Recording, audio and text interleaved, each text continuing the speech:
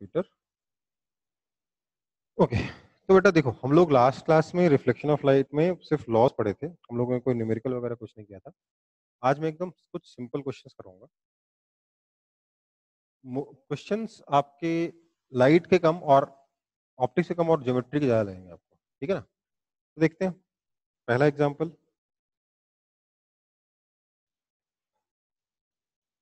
ये आपके पास एक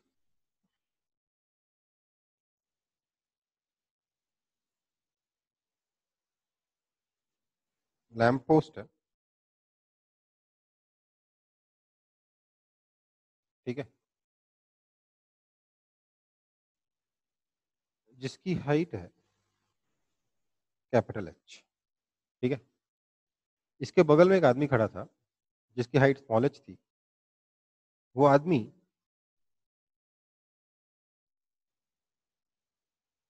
वेलोसिटी v से आगे जा रहा है, उसकी हाइट है स्मॉल एच, ठीक है।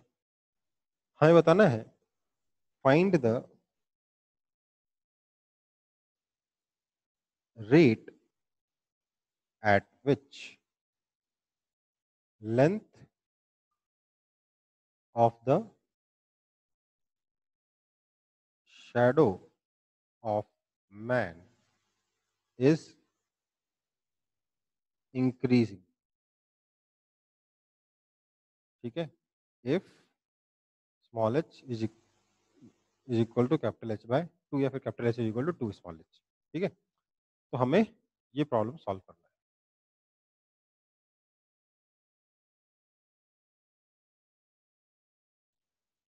क्वेश्चन समझ में आया?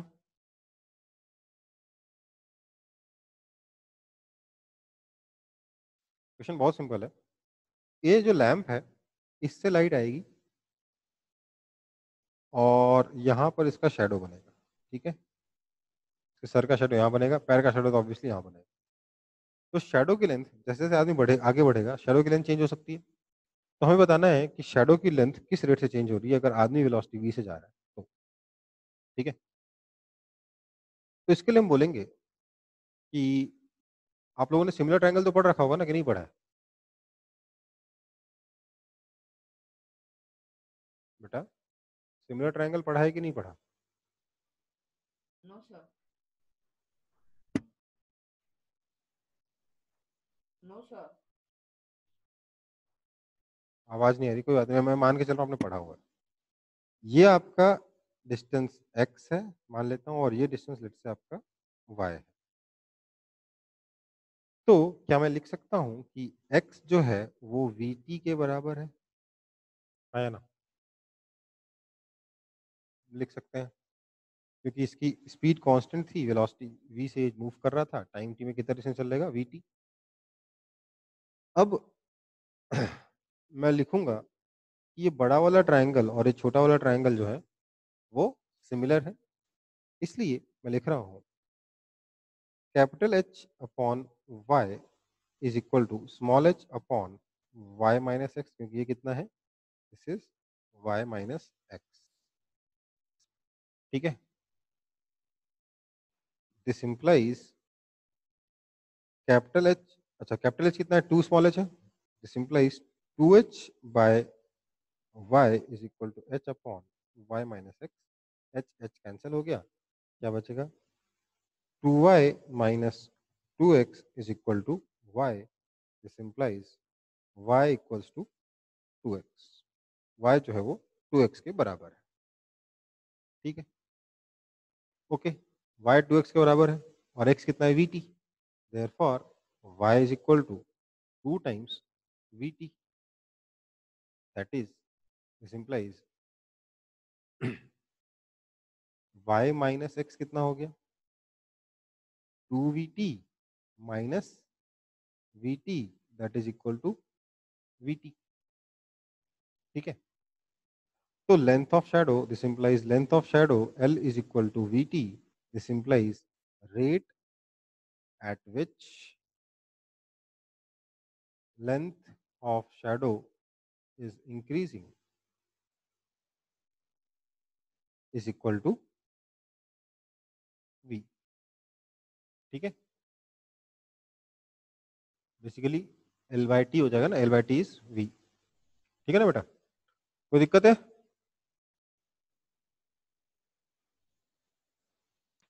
No sir.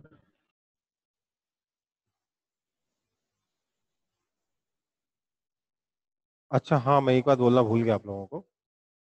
आज क्लास आपकी रेगुलरली केमिस्ट्री की होती थी, पर अब से केमिस्ट्री और फिजिक्स की क्लासेस आपकी एक्सचेंज हो गई हैं। ठीक है ना? हमेशा ही जब फिजिक्स होता था उसका केमिस्ट्री होगा, जब केमिस्ट्री होता था उसका फिजिक्स होगा। ठीक है, कोई सो दिक्कत? फ्राइडे इवनिंग को केमिस्ट्री होगा। हाँ, ओके सर। फिजिक्स और केमिस्ट्री की क्लासेस आपकी एक्सचेंज कर दी गई हैं इस वीक से। इस वीक के बाद हमेशा ही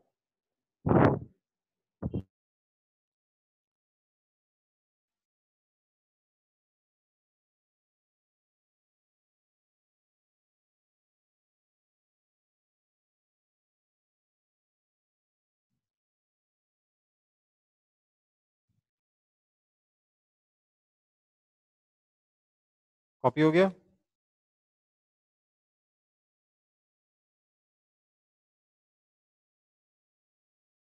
यस सर।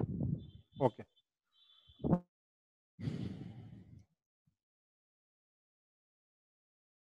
अगला एग्जांपल देखते हैं फिर।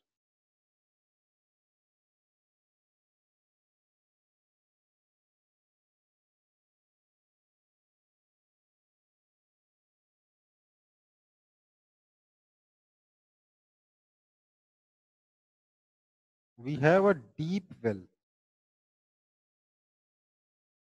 बहुत ही गहरा कुआं है, और यहाँ पर हॉरिजॉन्टल से 30 डिग्री के एंगल पर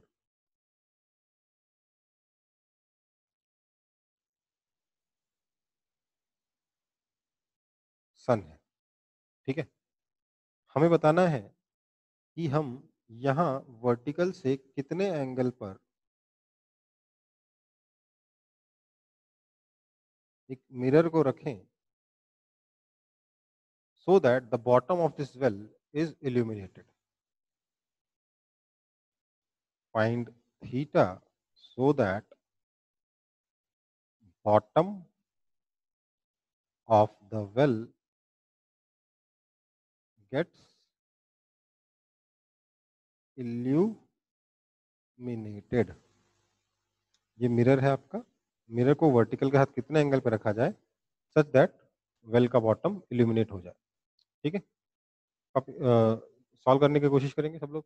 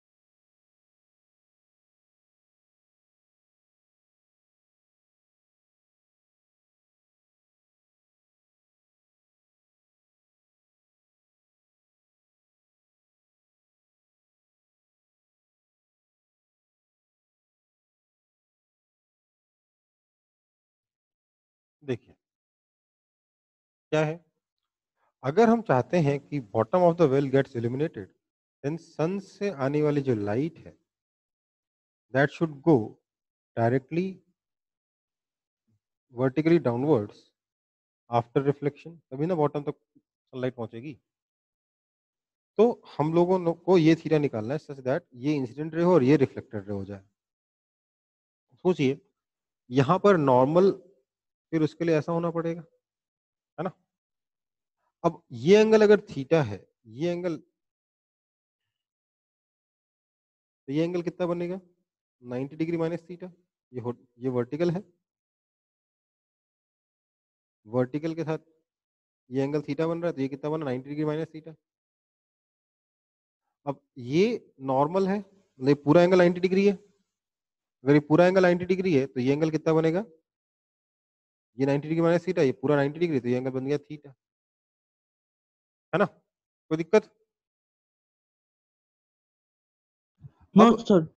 अगर ये थीटा है तो ये वाला एंगल कितना होगा, थीटा होगा, वर्टिकली अपोजिट एंगल। ठीक है, तो ये कितना बन जाएगा 90 डिग्री माइनस थीटा।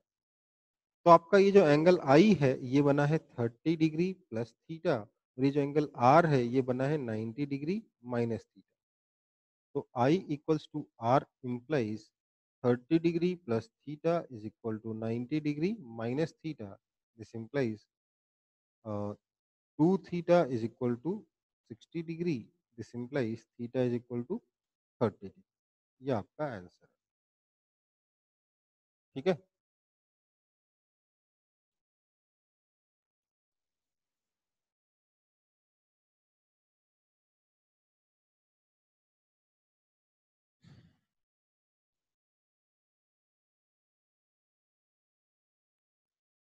कोई दिक्कत?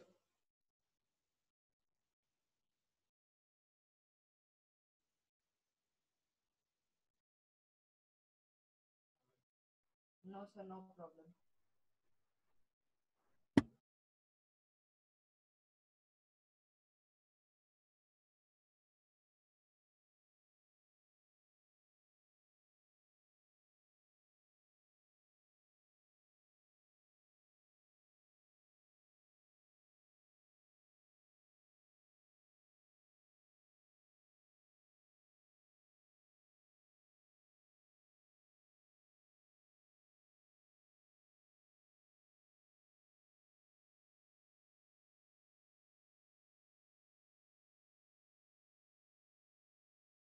कॉपी हो गया?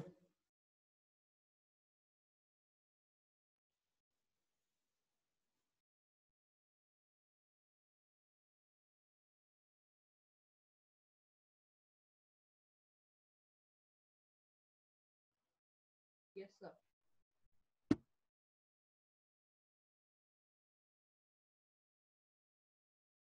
ओके,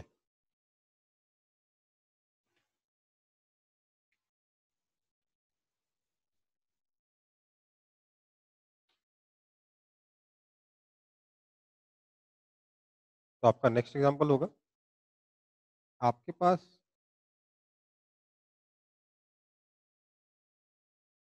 एक ये मिरर है और एक ये मिरर है, दो मिरर्स हैं, दोनों के बीच में डिस्टेंस है 3 सेंटीमीटर, और दोनों मिरर्स की लेंथ है 3 मीटर।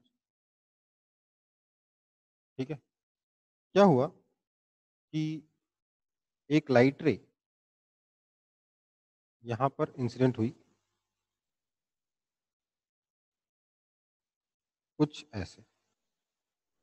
ठीक है, और सच दैट ये जो एंगल बन रहा है, this angle is 45 degree.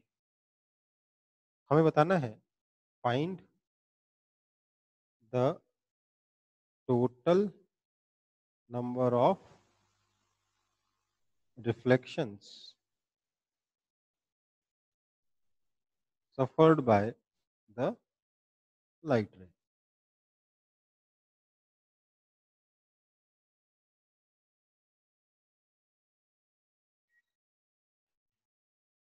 Try करेंगे सब लोग।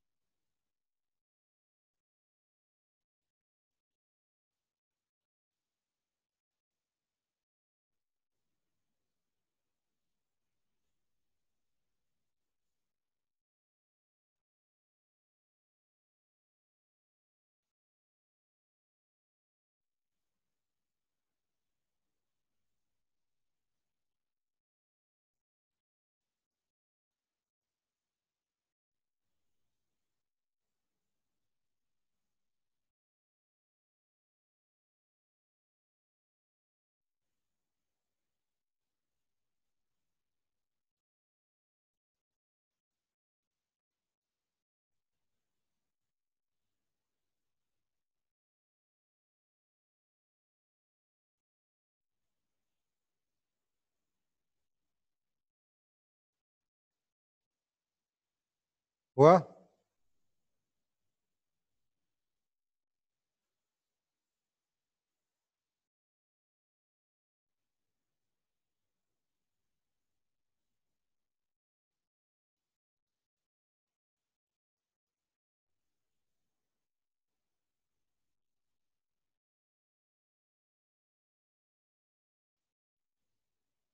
No, sir.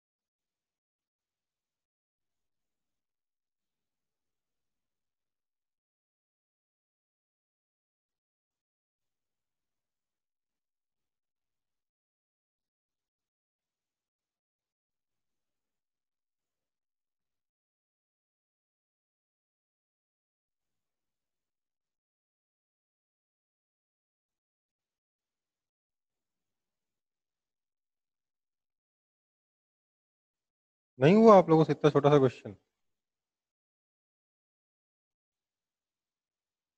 देखो भाई, क्या होगा, जो लाइट यहाँ पे 45 डिग्री का एंगल बनाते हुए आई है, ठीक है, वो यहाँ से रिफ्लेक्ट होगी, कुछ इस तरीके से जाएगी,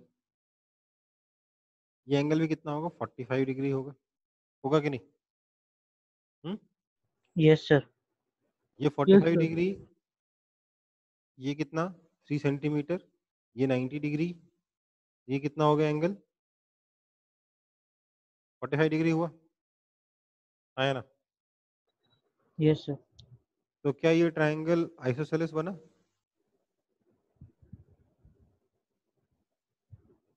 हाँ आया सर. ना? बना ना? Yes, sir. तो अगर ये 3 सेंटीमीटर है तो ये कितना होगा, 3 सेंटीमीटर होगा। हम्म? Yes, sir. तो लाइट यहाँ से, ये 45 डिग्री का एंगल बनाई थी, तो ये वाला एंगल फिर से 45 डिग्री बनेगा। हम्म? फिर लाइट यहाँ से Yes. जाएगी ऐसे, ये एंगल फिर से कितना बनेगा, 45 डिग्री। तो फिर से अगर मैं यहाँ नॉर्मल ड्रॉ कर दूं, ये एंगल 90 डिग्री, तो एंगल कितना, 45 डिग्री। हम्म? तो ये लेंथ कितना हो जाएगा, क्योंकि ये 3 सेंटीमीटर, इसलिए ये भी 3 सेंटीमीटर, आया ना? Yes, sir. तो क्या मैं लिख Yes, सकता हूँ, sir. 1 रिफ्लेक्शन एवरी 3 सेंटीमीटर, लिख सकता हूँ कि नहीं लिख सकता हूँ? हाँ sir. This implies total number of reflections is equal to 3 meter by 3 centimeter, that is equal to 100। समझ में आया? समझ में आया कि नहीं? Yes, sir. बस ठीक है, कॉपी कर लो।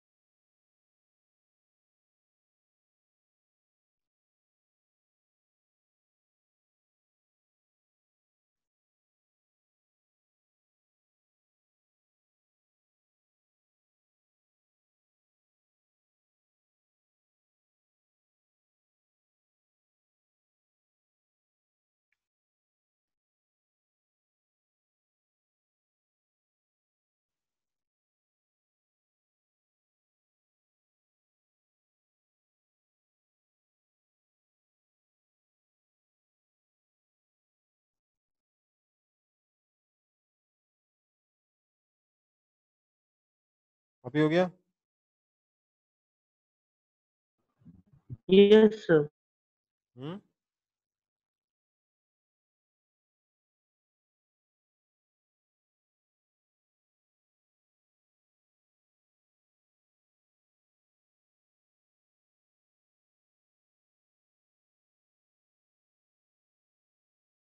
चलो फिर आगे बढ़ते हैं जल्दी से। ठीक है, देखिए हमारा नेक्स्ट टॉपिक है experimental verification of the laws of reflection. बहुत ही आसान सा टॉपिक है, बुक से पढ़ नहीं रहा, बस डायग्राम का यूज कर रहा हूँ। क्या करते हैं इसमें, हम लोग दो पिंस लगाएंगे। ये एक मिरर रख देंगे एक कार्डबोर्ड के ऊपर एक मिरर को वर्टिकली रख देंगे। ठीक है, फिर हम इसके ऊपर ये दो पिंस लगाएंगे, पी और क्यू। जहां पर ये दो पिंस लगाए उन दोनों को ज्वाइन करते एक लाइन खींच देंगे यहाँ पर। ठीक है, यहाँ पे नॉर्मल तो पहले से ड्रॉ किया हुआ है। फिर हम लोग यहाँ पर खड़े होके एक पिन को इस तरीके से रखेंगे यहाँ पर जिससे कि पी और क्यू दोनों नजर आना बंद हो जाए हमें। बेसिकली क्या होगा, पी की इमेज यहाँ बनेगी, क्यू वो सब छोड़ो, लाइट यहाँ से ऐसे आ रही होगी, लाइट यहाँ से ऐसे आ रही होगी ना पी और क्यू के होते हुए, वो जिस पॉइंट से आ रही होगी वहाँ पे उसमें से एक पॉइंट पे हमने आर को डाल दिया। ठीक है, फिर आर को भी ढकते हुए हमने एक पॉइंट रख दिया एस, यहाँ पे पिन मार दिया। ठीक है, समझ में आई बात? तो बेसिकली अगर हम यहाँ से देखेंगे तो हमें एस के पीछे आर छुप जाएगा, आर के पीछे क्यू छुप जाएगा, क्यू के पीछे पी छुप जाएगा।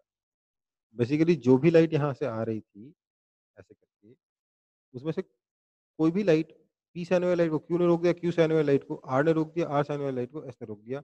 इस तरीके से हम लोग अरेंजमेंट बना देंगे। फिर हम लोग यहाँ पर नॉर्मल ड्रॉ करके ये एंगल ऑफ इंसिडेंस बना निकाल लेंगे, ये एंगल ऑफ रिफ्लेक्शन निकाल लेंगे। हम लोग देखेंगे कि आई और आर इक्वल आया। हम पिंस की लोकेशन चेंज कर करके आई की वैल्यू चेंज करेंगे, हम देखेंगे करस्पॉन्डिंगली आर की वैल्यू भी चेंज हो गई, पर हर बार आई और आर सेम आएगा। तो हमें पता चल जाएगा कि angle of incidence is same as angle of reflection. ठीक है, कोई दिक्कत? No, sir. नेक्स्ट है कि फिर इमेज फॉर्मेशन। ठीक है, नेक्स्ट हमें बात करनी है इमेज के बारे में। लास्ट क्लास में मैंने ऑब्जेक्ट के बारे में कुछ बताया था आपको, ऑब्जेक्ट और इमेज के बारे में।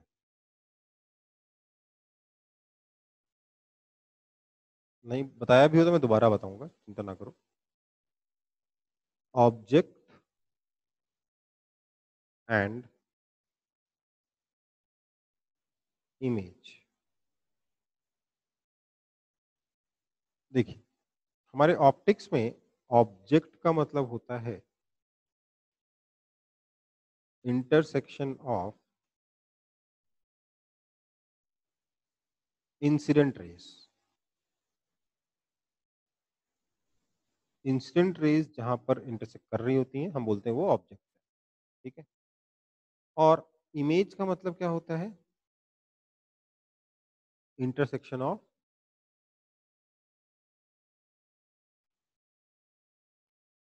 Reflected raise. रिफ्लेक्टेड या फिर रिफ्रैक्टेड भी हो सकता है, लेकिन आपके सिलेबस में सिर्फ रिफ्लेक्शन है इसलिए रिफ्लेक्टेड रेज लिख रहा हूँ। ठीक है, तो इंसिडेंट रेज का इंटरसेक्शन ऑब्जेक्ट कहलाता है, रिफ्लेक्टेड रेज का इंटरसेक्शन इमेज कहलाता है। ठीक है, बेसिकली ऐसा समझ लो कि हमारे पास मान लो ये मिरर है,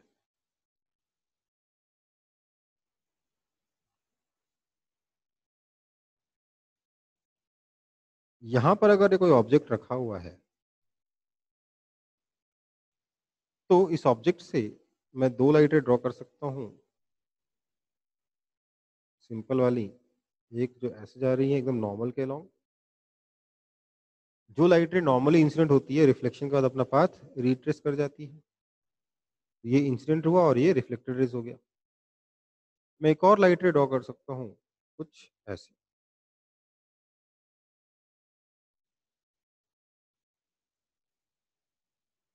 ये यहाँ पर इंसिडेंट रेज हुई। तो दो इंसिडेंट रेज मैंने ड्रॉ करी है, एक ये वाली और एक ये वाली, इन दोनों का इंटरसेक्शन यहाँ है, यही मेरा ऑब्जेक्ट। ठीक है, अब हम लोग क्या करेंगे, रिफ्लेक्टेड रे ड्रॉ करेंगे। इसका तो ड्रॉ कर चुके हैं, इसका भी ड्रॉ करेंगे। ठीक है, तो ये नॉर्मल हो गया, ये बन गया मेरा रिफ्लेक्टेड।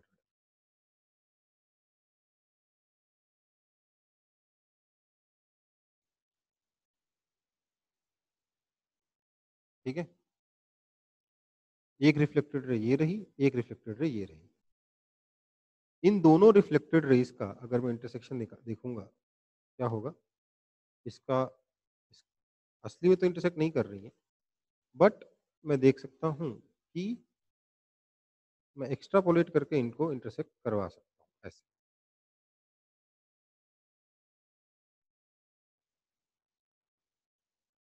तो यहां पर इन दोनों रेज का इंटरसेक्शन हुआ, इस रिफ्लेक्टेड रे का और इस रिफ्लेक्टेड रे का।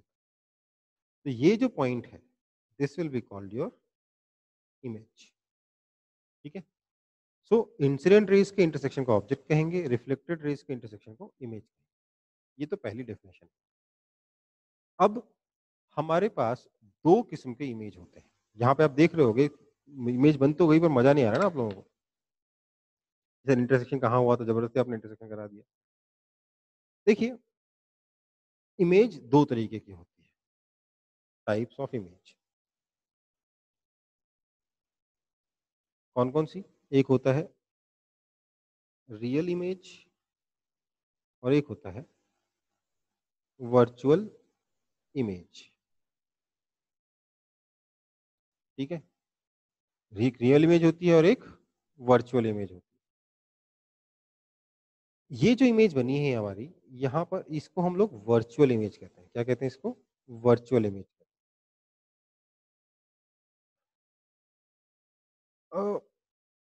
क्या है, दोनों की डेफिनेशन में एक बेसिक सा डिफरेंस है। सबसे पहला जो फिजिकल डेफिनेशन है दोनों की, वो ये है कि real image is an image that can be obtained, image that can be obtained on a screen, जबकि virtual image can't be obtained on a screen. Real image को हम स्क्रीन पे ऑब्टेन कर सकते हैं, वर्चुअल इमेज को screen पे obtain नहीं कर सकते। ये इसकी डेफिनेशन है। बनती कब है रियल इमेज? देखिए, स्क्रीन पे ऑब्टेन करने का मतलब आपने देखा होगा अपने थिएटर में या सिनेमा हॉल में क्या होता है, एक स्क्रीन पर चलता है ना आपकी मूवी। जब भी अपन लोग प्रोजेक्टर से मूवी चलाते हैं, एक स्क्रीन पे चलाते हैं, तो वो जो स्क्रीन पे जो इमेज बन रही है, वो कब बनेगी? अगर वो रियल इमेज होगी तब। उसके लिए जरूरी है कि लाइट रेज जाकर उस पॉइंट पर इंटरसेक्ट करें, स्क्रीन के ऊपर जाकर इंटरसेक्ट।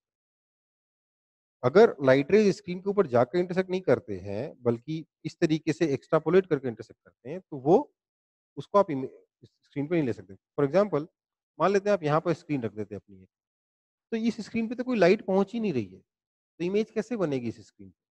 नहीं बन सकती। ठीक है, तो रियल इमेज कब बनती है? Real image is formed, real image is formed due to actual intersection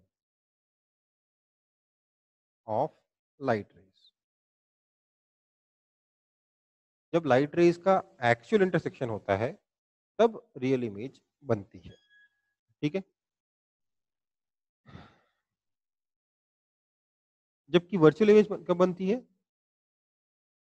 it is formed when, formed if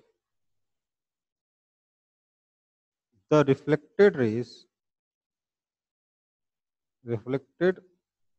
rays meet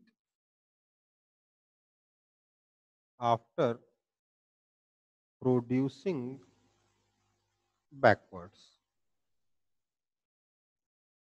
backward direction में में प्रोड्यूस करने पे अगर रेज इंटरसेक्ट कर रही हैं, तो जो इमेज बनेगी वो वर्चुअल इमेज बनेगी। ठीक है, कोई दिक्कत?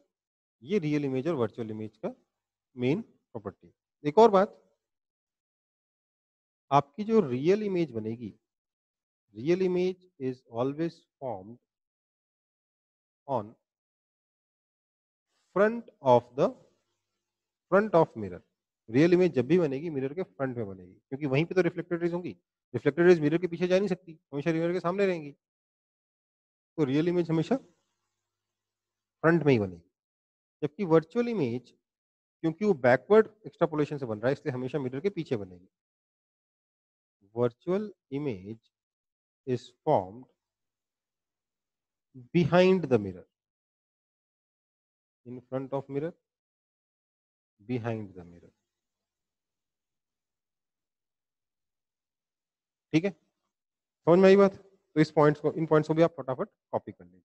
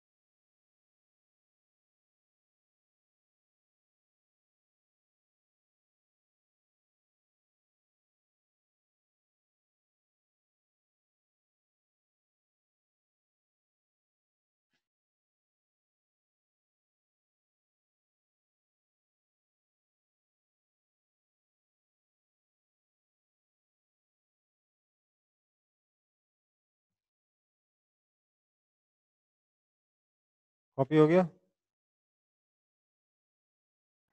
Yes, sir. चलो फिर, तो अब देखते हैं इमेज कहाँ बनेगी। ठीक है, तो ये मेरा ऑब्जेक्ट है।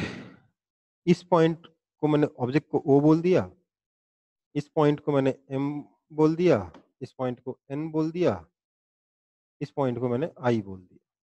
ठीक है, इस एंगल को मैंने कह दिया आई, तो ये वाला एंगल भी हो जाएगा आई। मैंने नॉर्मल को पीछे की तरफ लेके गया, ये वाला एंगल अगर आई है तो ये वाला एंगल ही बन गया आई। कोई दिक्कत?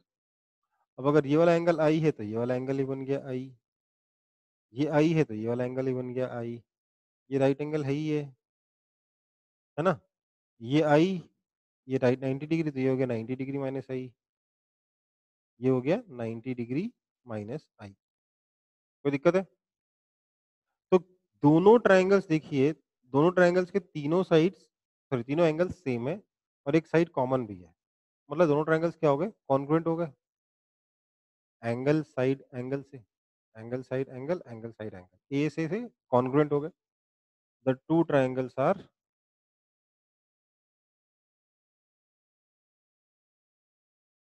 कॉन्ग्रुएंट। कौन से दो ट्रायंगल? कॉन्ग्रुएंट। कौन से दो triangle? Triangle O M N is congruent with triangle IMN। ठीक है, इसका मतलब क्या हुआ? This implies OM is equal to IM। This implies object distance is equal to image distance। Mirror से जितनी दूरी पे ऑब्जेक्ट होगा उतनी दूरी पे इमेज भी होगा। ठीक है बेटा?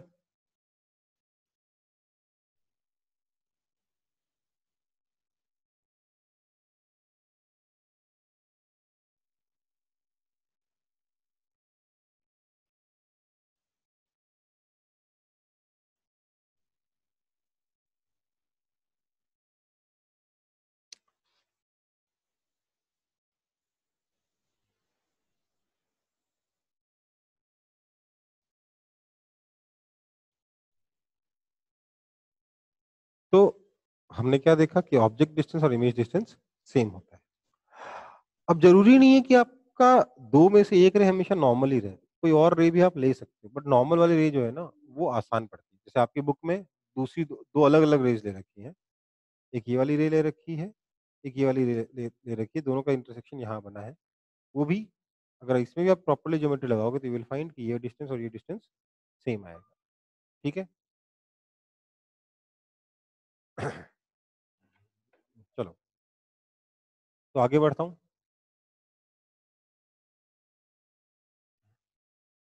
नेक्स्ट है तो फिर एक्सटेंडेड बॉडी की इमेज कैसे बनेगी। नेक्स्ट है image formation of extended body. मान लेते हैं ये मेरे पास मिरर है, इसके सामने एक ऑब्जेक्ट है जो कुछ ऐसे रखा ए बी। मुझे इसकी इमेज देखनी है कि इस मिरर में कैसे बनेगी। ये प्लेन मिरर है, थोड़ा सा टेढ़ा बन गया मुझसे। तो क्या होगा अगर हम ठीक से सब कुछ ड्राइंग वाइंग करेंगे, वी विल फाइंड कि यार ए का डिस्टेंस यहाँ से जितना था, इसकी इमेज का डिस्टेंस भी यहाँ इतना ही रहेगा। तो ये हो जाएगा ए डैश, ए की image A dash. Similarly B की इमेज जितने डिस्टेंस यहाँ पे थी, यहाँ से उतनी डिस्टेंस यहाँ बन जाएगी। This will be your B dash. तो क्लियरली आप देखोगे कि ये डायग्राम और ये डायग्राम एकदम कॉन्ग्रुएंट होने की वजह से ये और ये सेम होंगे। इनफैक्ट ये वाला एंगल थीटा और ये वाला एंगल थीटा भी सेम होगा। ठीक है। सो जो इमेज बन रही है, द इमेज फॉर्म्ड इज, सबसे पहला पॉइंट, सबसे पहले तो जो इमेज बनी है वो वर्चुअल बनी है। ठीक है। दूसरा पॉइंट जो इमेज बनी है वो इक्वी डिस्टेंट फ्रॉम मिरर बनी है। मतलब object and image are equi distance from mirror, ये बोलना चाहिए, या फिर यूँ कहना चाहिए image distance equal to object distance. तीसरा चीज़ मैंने बोला था कि ये वाला साइज़ और ये वाला साइज़ बराबर है, मतलब कि सेम साइज़ की बनी है, सेम साइज़ एज़ ऑब्जेक्ट बना है। ठीक है। चौथी चीज़ जो है वो है लैटरल इन्वर्जन।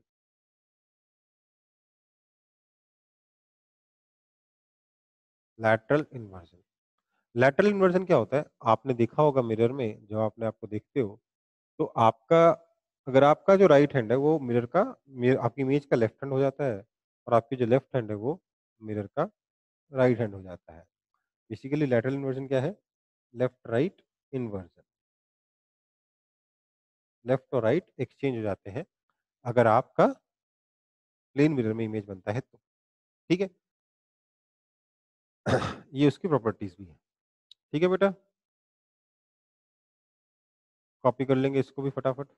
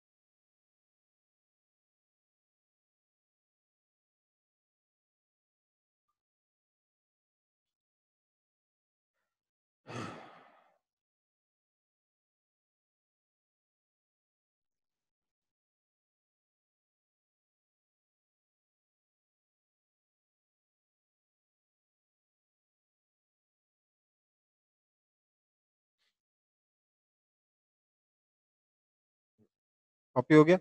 अब देखो लैटरल इन्वर्जन में बेसिकली क्या होता है, ए लेफ्ट और राइट एक्सचेंज हो जाता है। इसका हम सबसे ज़्यादा कॉमन यूज़ देखते हैं एम्बुलेंस में। एम्बुलेंस आपने देखा होगा कि हमेशा उसको उल्टा लिखा होता है एम्बुलेंस। क्यों? ताकि जब आप अपने रियर व्यू मिरर में उसको एम्बुलेंस को देखोगे, तो आपको वो एम्बुलेंस में लिखा हुआ वो लिखा हुआ जो है एम्बुलेंस वो सीधा दिखे और आसानी से पढ़ पाओ आप उसे। इसलिए एम्बुलेंस में हमेशा उल्टा लिखा जाता है एम्बुलेंस को, लैटरली इन्वर्टेड लिखा जाता है, ठीक है? ऐसा नहीं है कि सिर्फ प्लेन मिरर के द्वारा जो इमेज बनती है वो लैटरली इन्वर्टेड होती है, बल्कि स्फेरिकल मिरर्स भी जो इमेज बनाती हैं, वो लैटरली इन्वर्टेड हो सकती है, ठीक है?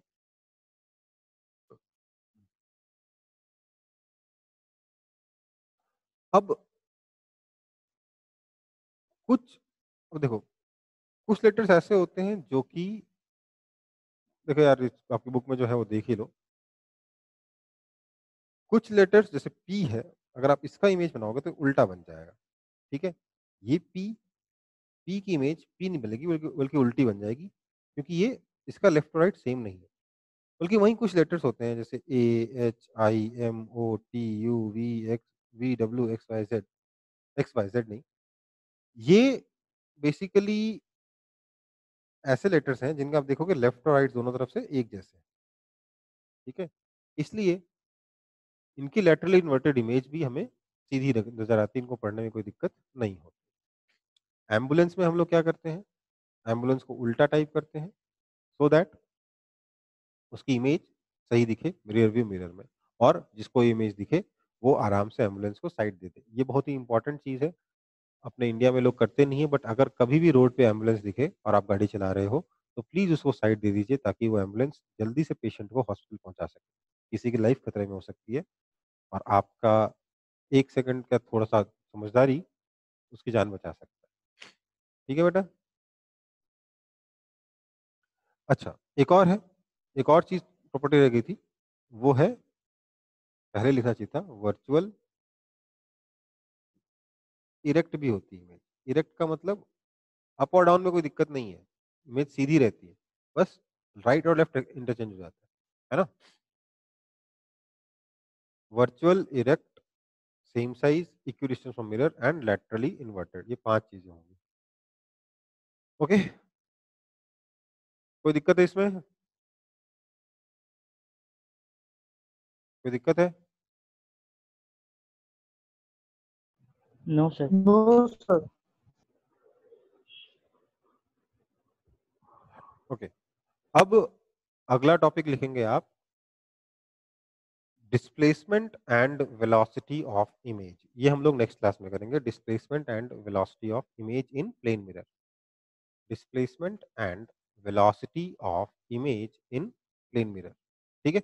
बहुत ही सिंपल सा चैप्टर है आपका। अगली क्लास में थोड़ा सा मजा आएगा।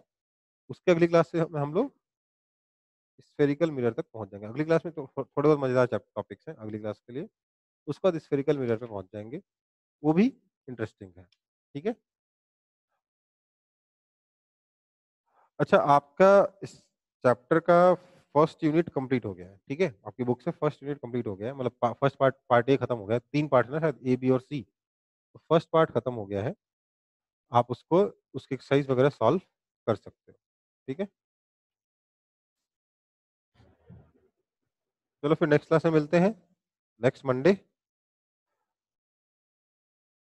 और आगे से आपकी क्लास यही रहेगी, इसका टाइम वही रहेगा जो इस बार हुआ है, मतलब मंडे को फिजिक्स होगा और फ्राइडे को केमिस्ट्री होगा, ठीक है? फिजिक्स और केमिस्ट्री का टाइम एक्सचेंज कर दिया है। ओके बेटा?